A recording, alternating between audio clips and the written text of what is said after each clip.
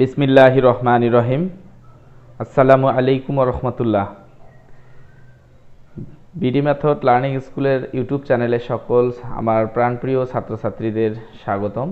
আশা করছি তোমরা এই মুহূর্তে দেশের যে প্রান্তেই আছো পড়াশোনা করছো। তো আল্লাহর রহমতে আজকে আমরা আলোচনা করব এসএসসি জেনারেল ম্যাথ চ্যাপ্টার 11.2 এর পর্ব নাম্বার 2 এর 15 থেকে 18 পর্যন্ত অঙ্ক থাকবে। কত থাকবে? 15 থেকে 18 পর্যন্ত। আশা করছি তোমরা সুন্দরভাবে বুঝতে পারবে এবং সেই অনুযায়ী বাসায় প্র্যাকটিস করবে, এই শুভকামনায় চলো শুরু করি আমরা। প্রথম প্রশ্ন হলো, ক্রিকেট খেলায় সাকিব, মুশফিকুর এবং মাশরাফি 171 রান করলো। সাকিব ও মুশফিকুরের এবং মুশফিকুর ও মাশরাফির রানের অনুপাত, তার মানে সাকিব মুশফিকুরের যে রানটি অনুপাত সেটা মুশফিকুর আর মাশরাফির রানের কিন্তু একই রকম। তো আমরা এই বিগত সময়ে অবশ্যই আমরা যে অনুপাত থেকে কিভাবে অঙ্ক করতে হয় সেটা আমরা শিখেছি।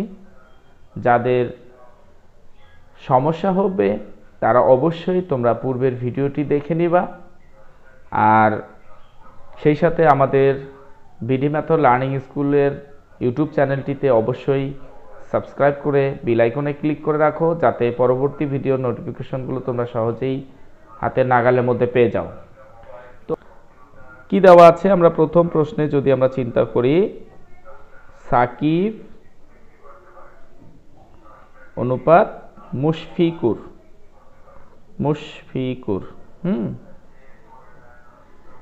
সমান 3:2। আর কি বলা হলো যে মুশফিকুর অনুপাত মাশরাফি। অনেকেই মাশরাফিকে পছন্দ করো, তবে মাশরাফিকে আমারও অনেক পছন্দ। এদেরও কিন্তু দেখা যাচ্ছে 3:2। তো আমরা এটাও সমান দিব, এটাও সমান দিব। যাদের অনুপাত একই রকম আছে এই দুইটা দিয়ে আমরা গুণ করে দিব। 3 × 9 আর 3 × 6, এখানেও 3 × 6 আর 2 × 4। তাহলে সুতরাং আমরা বলতে পারি সাকিব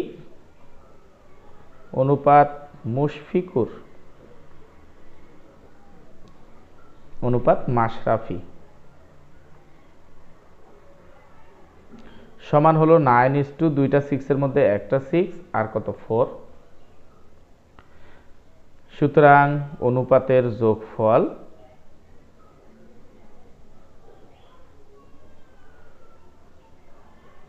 সমান হচ্ছে 9 + 6 + 4, তাহলে 9 × 6 = 15, তাহলে 19। সরি 15, 9 × 6 = 15 আর 4 = 19। এখন আমরা দেখতে পাচ্ছি যে সাকিব কত রান করছে। তাহলে সাকিবের রান কত হবে? টোটাল 171 এর 9 যাবে উপরে, 19 আসবে নিচে, সমান রান।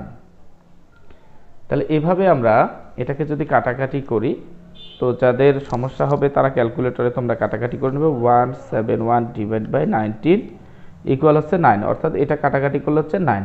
তো 9 নং কত? 81 রান। তো প্রিয় শিক্ষার্থীরা, তোমরা এইভাবে মাশরাফির এবং মুশফিকুরের রানের সংখ্যাটি বের করে নিবে। আমি কিন্তু তোমাদের এইচডব্লিউ দেওয়া পছন্দ করি, তোমরা অবশ্যই এইচডব্লিউ করা অভ্যাস তৈরি করবে। কারণ দেখো, একটা টিচার যখন পুরো সময়টা নিজেই সব কিছু করবে তখন তোমাদের কিন্তু অনেক বাকি থেকে যাবে। তোমরা ক্লাস উপলব্ধি করবে ঠিকই, তোমাদের কিন্তু কাজটা কম হয়ে যাবে। তাহলে তোমাদের কাজটা বেশি হোক, এই শুভকামনাই থাকবে। তোমরা এতে মন খারাপ করবে না আশা করছি। এবার আমরা পরের প্রশ্নে চলে আসব, নাম্বার 16। তো 16 নং প্রশ্নে আমাদের কি বলছে? 16 নং প্রশ্নে বলছে, একটি অফিসে 2 জন কর্মকর্তা, 7 জন অফিস সহকারী, 3 জন অফিস সহায়ক আছে। একজন অফিস সহায়ক 1 টাকা পেলে একজন অফিস সহকারী 2 টাকা পায়। তাহলে আমরা অফিস সহায়ক যে আছে, তো অফিস সহায়ক এখানে আমরা খেয়াল করে দেখব কয়জন? 3 জন। তাহলে আমরা লিখব একজন অফিস সহায়ক পায় 1 টাকা, অর্থাৎ 3 জন অফিস সহায়ক পায়। তাহলে কি লিখব? 1 জন অফিস সহায়ক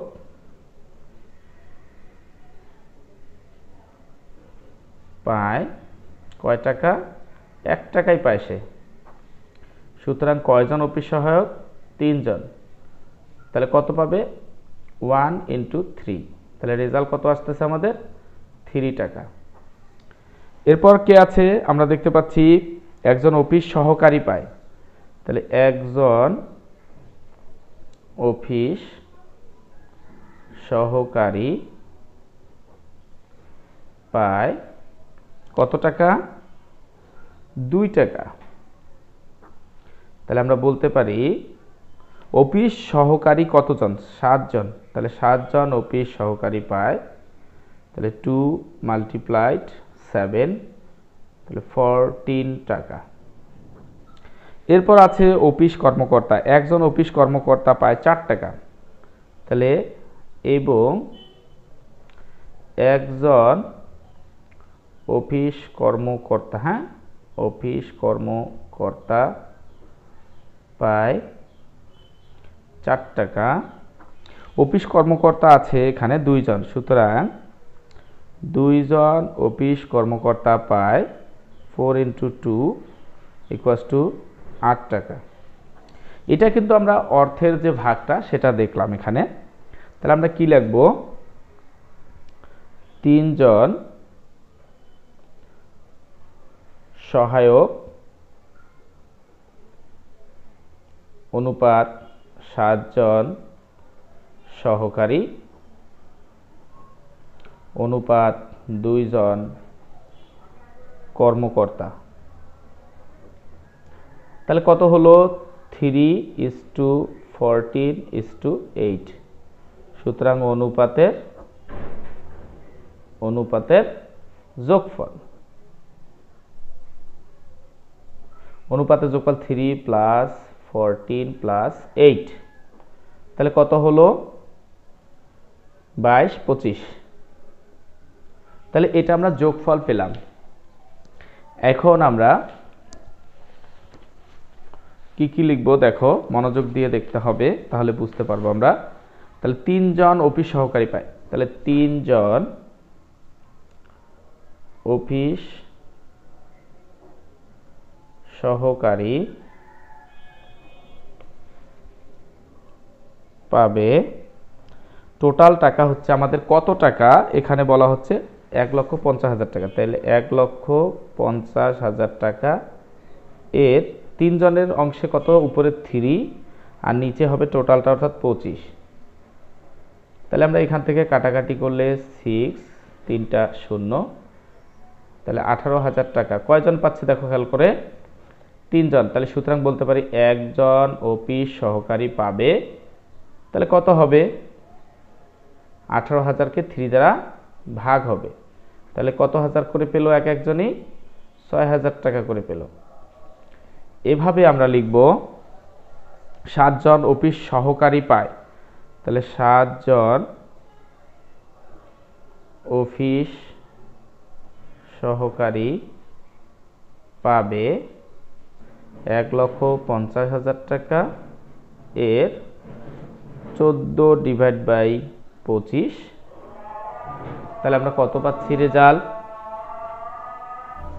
তাহলে দেখো 4 6 24 4, 6 কে 6 6 2 8, 3টি 0 সহকারী পেল।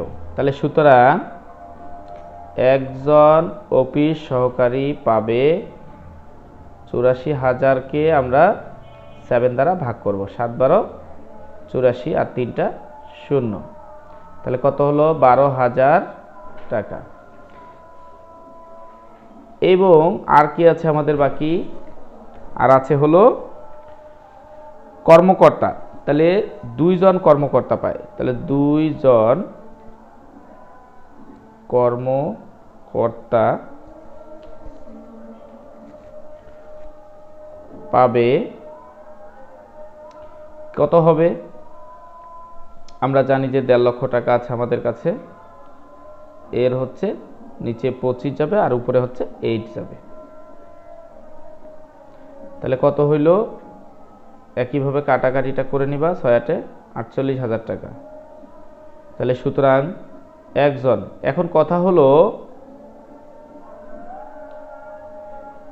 আমরা কেন 24,000 টাকা, তাহলে আমাদের রেজাল্ট আসলো 24,000 টাকা। এই তিনটায় তোমরা অ্যান্সার লিখে দিবা। এখন কথা হলো যে একজন কেন বের করলাম, এখানে আমাদের প্রশ্নে ছিল যে প্রত্যেকে কত টাকা করে পাবে, কে কত বেতন পায়, তার মানে প্রত্যেকের বেতনটা হিসাব করতে হবে, নাকি তুমি সবাইরে মোট এক জায়গায় করে দিবে, ভাগ করে নিবে। কিন্তু এখানে বলা হচ্ছে কে কত, মানে কি একজন একজন করে কত করে পাবে। আশা করি তোমরা অঙ্কটি বুঝতে পেরেছো। নাম্বার 17 প্রশ্নটি দেখো, যদি কোনো বর্গক্ষেত্রের বাহুর পরিমাণ 20% বৃদ্ধি পায় তবে তার ক্ষেত্রফল শতকরা কত বৃদ্ধি পাবে। আমি একটা কথা তোমাদের বলতে চাই যে যখন আমাদের কোনো বাহুর দৈর্ঘ্য বা প্রস্থ দেওয়া থাকবে না, তখন অবশ্যই আমাদের একটা না একটা ধরে নিতে হবে। তাহলে আমরা এটা বর্গক্ষেত্রে কয়টি বাহু থাকে, 4টা বাহু, কিন্তু 4টাই কি সমান না। তাহলে আমরা লিখব, মনে করি বর্গক্ষেত্রের প্রত্যেক বাহুর দৈর্ঘ্য, তাহলে আমরা ধরে নিলাম x একক, কারণ কোনো আমাদের দৈর্ঘ্য একক যেটা থাকার কথা মিটার কোনো কিছুই আর নেই, তাহলে আমরা কি করে নিলাম, এটা x একক নিলাম। সুতরাং বর্গক্ষেত্রের ক্ষেত্রফল কত হবে, তোমরা অনেকেই অলরেডি বুঝে গেছো, x² বর্গ একক হবে। হ্যাঁ, এরপর কথা হলো যে বর্গক্ষেত্রে বাহুর দৈর্ঘ্য কত পার্সেন্ট বৃদ্ধি পেয়েছে, তাহলে 20%, তাহলে 20% বৃদ্ধিতে নতুন বর্গক্ষেত্র হবে, তাই না। বর্গক্ষেত্রের বাহুর দৈর্ঘ্য কত হবে, আগে ছিল x, সেটা যোগ দিলাম, x এর 20%, তাহলে x প্লাস x এর 20/100%কে উঠাই দিলে এটা আমরা একক লিখতে পারি, এখানে একক লিখব, 0 0 কাটা, এখানে 5, তাহলে আমরা লসাগু যদি করি 5 হবে, তাহলে 5x প্লাস হচ্ছে x, তাহলে দাঁড়ালো হচ্ছে উপরে 6x আর নিচে হচ্ছে 5 একক। এখন কথা হলো আমরা এটা কি পেলাম, নতুন বর্গক্ষেত্রে বাহুর দৈর্ঘ্য, তাহলে নতুন বর্গক্ষেত্রে বাহুর, সুতরাং ক্ষেত্রফল নতুন বর্গক্ষেত্রের ক্ষেত্রফল, তাহলে কি হবে, দৈর্ঘ্য স্কয়ার, তাহলে 6x/5 তার উপর স্কয়ার বর্গ একক, তাহলে 36x² কত 25 বর্গ একক। এখন ক্ষেত্রফলটা আগের তুলনায় বেশি হইল নাকি কম, দেখো লবের সংখ্যাটা বড়, তাহলে ক্ষেত্রফলটা বেশি হয়েছে, বৃদ্ধি পেয়েছে, তাহলে আমরা বলতে পারি নতুন ক্ষেত্রফল বৃদ্ধি, শুধু লিখলেও চলবে। সুতরাং ক্ষেত্রফল বৃদ্ধি, কতটুকু বৃদ্ধি পেয়েছে, আমরা 36 বড়টা আগে লিখব আর ছোটটা পরে লিখব। আগের ক্ষেত্রফল x² ছিল, বর্গ একক, তাহলে এখন লসাগু যদি করি 25, তাহলে 36x² মাইনাস 25x², তাহলে উপরে পাচ্ছি আমরা কত 1 আর এখানে পাচ্ছি 1, তাহলে 11x²/25। এখন কথা হলো ইচ্ছা করলে এখানে আমরা দশমিক আকারে বের করতে পারবো, কিন্তু যদি কেউ বলো যে না আমি দশমিক আকারে বের করতে চাই না, তাহলে এই পর্যন্তই থাকবে। এখন আসি, আমরা এই ক্ষেত্রফলটা যে বৃদ্ধি পেল, কতটুকু পেল বৃদ্ধি, কতটুকু থেকে কতটুকু পেল, তাহলে আমরা দেখব x² বর্গ এককে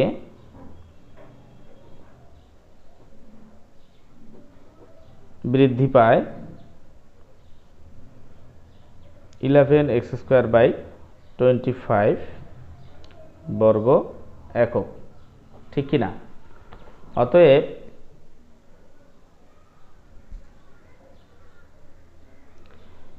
এক বর্গ এককে বৃদ্ধি পায়, তাহলে এক হলে আমাদের কি হবে, ভাগ হবে, নিচে আসবে। সুতরাং শতকরা কথা বলা ছিল, কি ছিল, শতকরা। তাহলে আমরা কি করব, 11x² into 100 R divide by 25 x² কাটা, 4 25 100, তাহলে আমরা দেখতে পাচ্ছি 44%। এটা হচ্ছে আমাদের অ্যান্সার।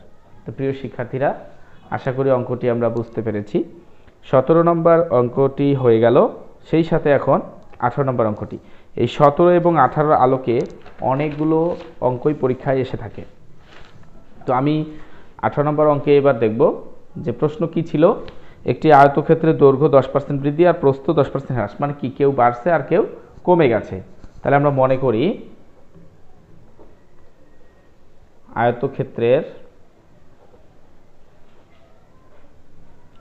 দৈর্ঘ্য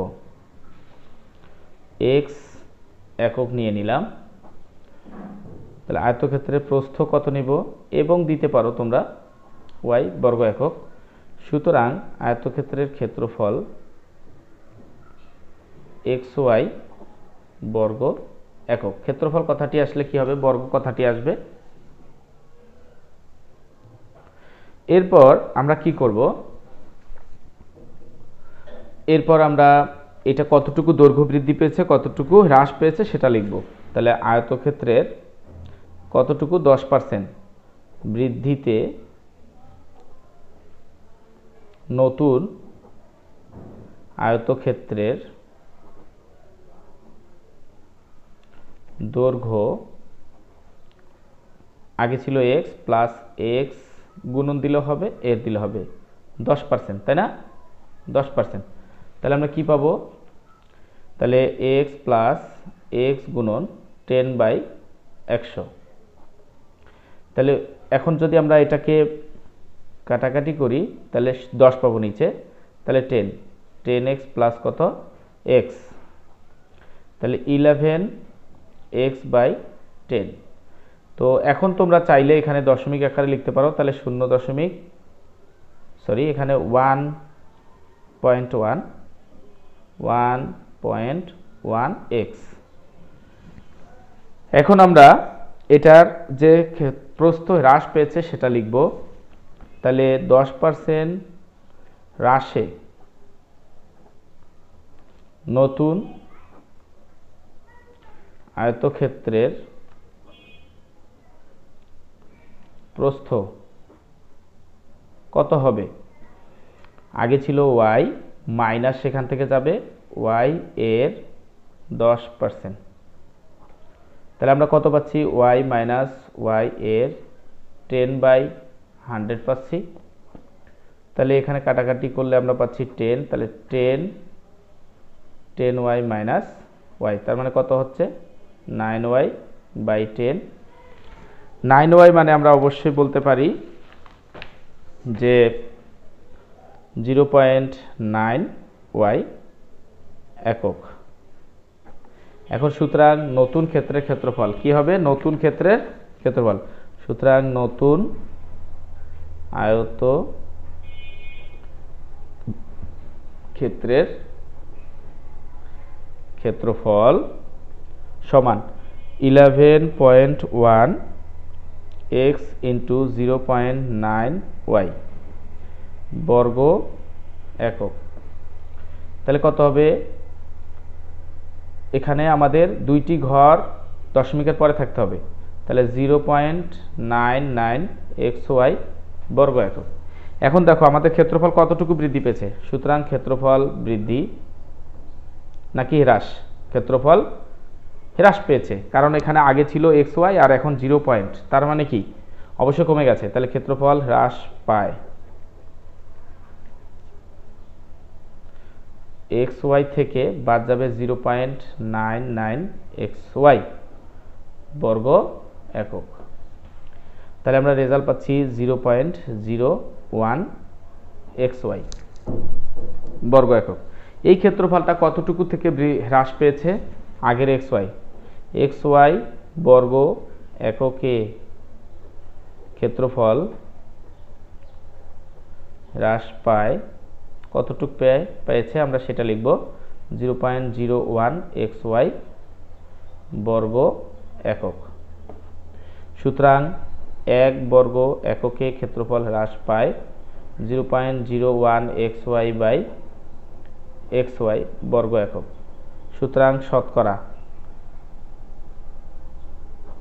তাহলে 0.01xy ইন্টু হচ্ছে 100, আর নিচে আছে একশো কাটা, এটা যদি গুণ করে দিই আমরা পাবো শুধু 1%।